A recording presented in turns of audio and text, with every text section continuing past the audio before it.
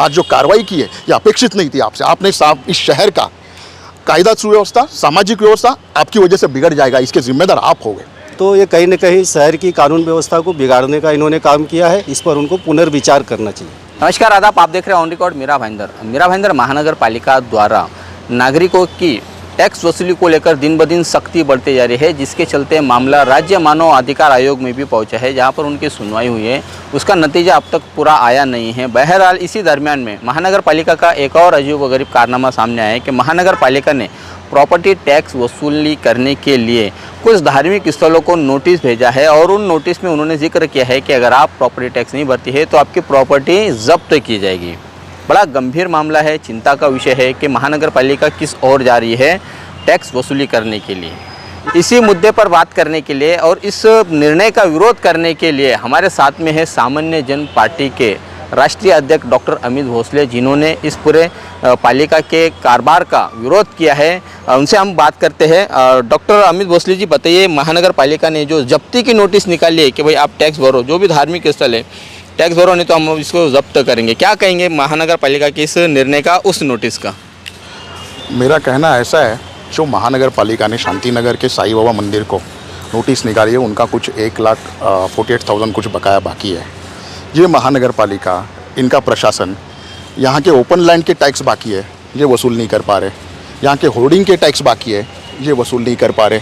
यहाँ के बिल्डरों के टैक्स बाकी है, ये वसूल नहीं कर पा रहे।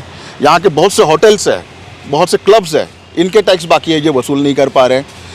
इनके कर्मचारी पोस्टमार्टम केंद्र में बैठ के दारू पीते हैं, इसके ऊपर इनका कंट्रोल नहीं है।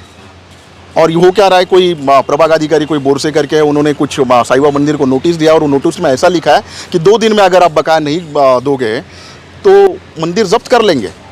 आप जब्त करके तो बताइए, फिर हम देखते क्या करना है। और तो बताइए ना, मंदिर जब्त करके आप करोगे क्या? तो हमें ऐसा कहना है कि मंदिर हो, मस्जिद हो, चर्च हो, गुरुद्वारा हो, जो भी धार्मिक स्थल हो, उसके साथ ऐसी कार्रवाई नहीं होनी चाहिए, उसके साथ ये स्टेप नहीं होना चाहिए। और दूसरी बात, इस महानगर पालिका में जब से कमिश्नर साहब आए, प्रमोशन के विषय कुछ अजीबोगरीब हो रहे, किसी को भी प्रमोशन दिया जा रहा है, पूरे कारोबार पे टीका हो रही है। बीच में आपके चैनल के माध्यम से एक वकील साहब ने बहुत अच्छा मुद्दा लिया था, उन्होंने मानव अधिकार में कंप्लेंट भी की कि ढोल बजा के ये लोग टैक्स वसूल कर रहे हैं। You have to follow the proceeding. ये ढोल बजाना मतलब क्या? मराठी में कहते हैं डोमाऱ्याचा खेळ आहे, पालिका चालवणं म्हणजे ते करताय का तुम्ही? आप खेल कर रहे हो क्या? तो हमारा कहना यह है सामान्य जन पार्टी के माध्यम से कि आप ये अभी बंद कर दीजिए।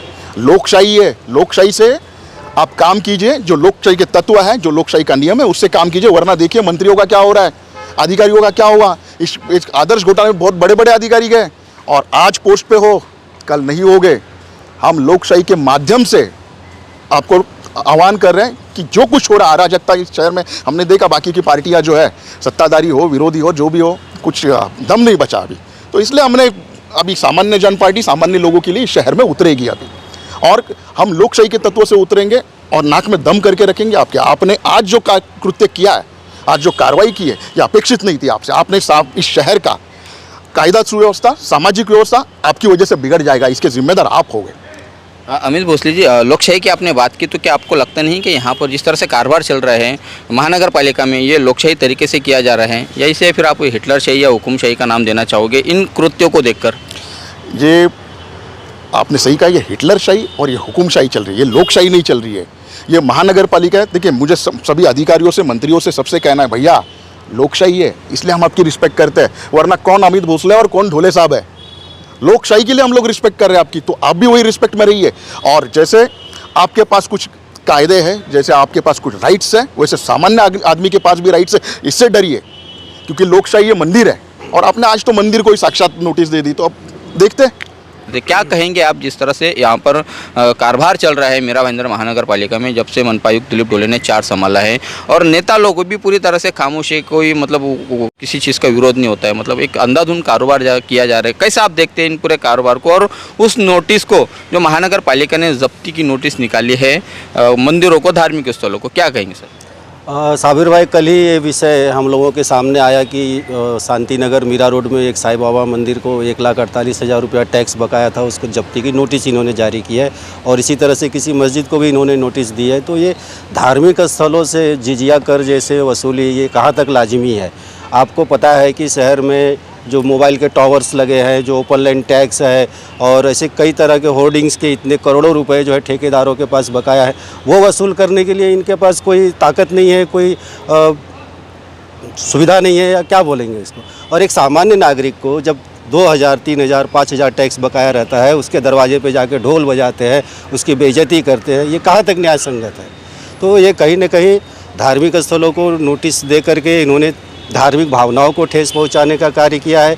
आज साईं बाबा के जो भक्तों की लाखों करोड़ों की संख्या है, उनके सर्वधर्म को मानने वाले उनको फॉलोअर्स है, तो ये कहीं न कहीं शहर की कानून व्यवस्था को बिगाड़ने का इन्होंने काम किया है। इस पर उनको पुनर्विचार करना चाहिए। राजन भोसले जी, इस तरह से जो कारोबार चल रहा है और शहर के नेता चुप्पी साधे हुए हैं, कैसा आप इसे देखते हैं? नहीं, अभी से मीरा भाईंदर में जितने भी पॉलिटिकल पार्टी है, इनकी सबकी मिली भगत है। ढोले साहब से मिले हुए हैं। ढोले साहब तो मुझे लगता है कि कोई पार्टी के लीडर ही है। हर पार्टी के प्रोग्राम में वो चले जाते हैं। मैंने 2-3 कार्यक्रम में ऐसा देखा उनको कि हर पार्टी के प्रोग्राम में वो गेस्ट के तरफ से मतलब जाते हैं, तो ये तो गलत है। और जो मंदिर के ऊपर जो टैक्स का लोन उन्होंने भेजा है और जब्ती का जो नोटिस भेजा है, उसका वो अन्यायकारक है। उसके लिए सामान्य जन पार्टी मीरा भाईंदर लेवल में अपनी तरह से आवाज़ उठाएगी, और खाली आवाज़ नहीं उठाएगी तो ये टैक्स हम रद्द करने का भी हम कोशिश करेंगे, क्योंकि मंदिर, मस्जिद, चर्च, गुरुद्वारा जो भी है ये धार्मिक स्थल है, और धार्मिक स्थल के ऊपर तो आप तो मनमानी कर ही नहीं सकते। तो ये अन्यायकारक है और ये हम चलने नहीं देंगे, और इसका कड़ी निंदा हम करते हैं। मतलब ये जो नोटिस भेजी गई है, ये महानगर पालिका ने अन्याय किया है एक तरह से धार्मिक स्थलों को। एक आखिरी सवाल का जवाब दीजिएगा डॉक्टर अमित भोसले जी। मनपा प्रशासन पर नेताओं का कंट्रोल नहीं है, अंधाधुंध जो कारोबार चल रहा है, सब खामोश बैठे हुए हैं। क्यों नेता खामोश बैठे हुए? मनपा प्रशासन जो काम कर रहे हैं कि कहीं ना कहीं वो हमारे शहर के नागरिकों के खिलाफ में होते हुए दिखाई दे रहा है। नागरिकों पर ज़बरदस्ती या फिर उनके साथ में दादागिरी होती हुई दिखाई दे रही है मनपा प्रशासन द्वारा। नेताओं की खामोशी, ये दोनों मुद्दों को लेकर क्या आप कैसे सोचते हैं? देखिए, मैंने इस महानगर पालिका में, इस शहर में 15 साल मैंने पत्रकारिता की है, तो मैंने महासभा अटेंड किए, मैंने देखा है कि ये नेता कैसे चलते हैं। आपने जो कहा ये मनमानी चल रही है अधिकारियों की, उसका कारण एक ही है कि जो लोग प्रतिनिधि हम लोग चुन के भेज रहे हैं, उनका काम है महानगर पालिका चलाना, पॉलिसी डिसीजन लेना, लेकिन वो नहीं हो रहा है। पॉलिसी डिसीजन और महानगर पालिका चला रहा है अधिकारी। मैंने खुद देखा है कि नगर सेवक जाके पूछते, साहब ये कैसे होगा, इनको एमएमसी एक्ट पढ़ना नहीं है, इनको कोई कायदे मालूमात नहीं लेने हैं, किसी के ऊपर अभ्यास नहीं करना है, नियमों के ऊपर अभ्यास नहीं करना, अधिकारियों की सलाह लेके इनको अपना नगर सेवक पद चलाना है। अच्छा, एक दो नेता है इस शहर में जिनको बहुत अच्छा अभ्यास है इस विषय में। एक नाम मैं याद दिलाऊंगा, जो अभी दिवंगत प्रफुल्ल पाटिल, उनका एक अच्छा अभ्यास था। तो ऐसे लोग हैं, ऐसे लोग थे, ऐसे लोग अभी जो है वो आवाज़ नहीं उठा रहे। और बाकी के जो 95 नगर सेवक जो है, उनको मतलब उनमें से बहुत से ऐसे हैं कि उनको एमएमसी एक्ट पता नहीं है। 4.5 साल तक तो महानगर पालिका कैसे चलती है पता नहीं होता है, कौन सा डिपार्टमेंट से कौन सा काम होता है ये पता नहीं होता है। तो ऐसी परिस्थिति जब रहेगी ना, ऐसे लोक प्रतिनिधि जब हम लोकशाही में चुन के भेजेंगे, तो उसका ये खामियाजा हमको ऐसे ही भुगतना पड़ेगा। अधिकारी महानगर पालिका चलाएंगे। नहीं, मेरा सवाल ये था अमित जी कि लोक प्रतिनिधि तो ठीक है, वो नए रहते हैं, उनको समझने में काफ़ी साल चला जाता है, और पिछले 2 साल में कोरोना था तो वो और भी उनके लिए तकलीफें थी।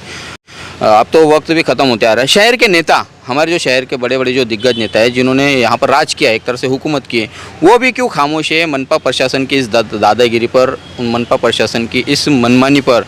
क्या इनका कुछ आपस का साठगांठ है, या उनके कुछ अपने ऐसे काम रहते हैं जिसके चलते मनपा प्रशासन को भी उनके आगे झुकना पड़ता है, या नेताओं को मनपा प्रशासन के आगे झुकना पड़ता है? कैसा आप देखते हैं इसे? देखिए, जैसे मैंने आपको कहा कि ये कमिश्नर साहब, मैंने सुना है कि किसी मंत्री का हाथ है इनके सिर पे, और वो हिसाब से वो काम कर रहे हैं। जैसे हमारे जिलाध्यक्ष साहब ने कहा कि ये तो हमें कोई पार्टी के नेता लगते, कमिश्नर नहीं लगते, तो जो भी हर एक कार्यक्रम में वो जाते हैं।